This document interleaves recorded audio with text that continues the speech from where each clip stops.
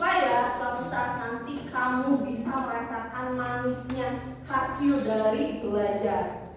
Seperti biasa, sebelum kita belajar, alangkah baiknya kita berdoa terlebih dahulu. Silahkan kita kelas untuk memimpin. Berada mati mulai. Selesai. Alhamdulillah. Untuk hari ini apakah ada yang tidak hadir? Ada. Siapa? Absen dulu. Dini, Haikal, sakit, baik. Semoga yang sakit cepat sembuh. Hari ini kita akan belajar tentang kedaulatan. Ibu mau membacakan dulu tujuannya. Jadi tujuan dari pembelajaran ini, setelah mengamati peserta didik dapat menyimpulkan tentang prinsip-prinsip kedaulatan yang sesuai dengan undang-undang. Nah, itu tujuan pembelajaran kita hari ini. Semangat ya! Masih ingat apa pembelajaran kita yang kemarin? Kita belajar tentang apa? Ancaman-ancaman yang ingin memberontak Indonesia, yang ingin mengganti Indonesia.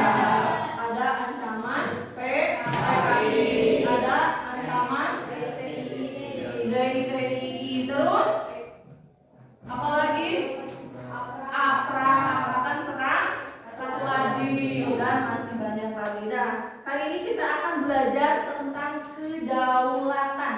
Ada yang tahu apa itu kedaulatan? Kekuasaan tertinggi, betul. Jadi kedaulatan itu berasal dari bahasa Arab yang artinya kedaulatan itu berasal dari bahasa Arab yaitu daulah, yang artinya kekuasaan tertinggi. Artinya kekuasaan ini yang tidak bisa diganggu gugat, ya. Kedaulatan Indonesia itu menganut kedaulatan rakyat. Ada beberapa teori tentang kedaulatan menurut para ahli. Ada yang pertama yaitu teori kedaulatan Tuhan.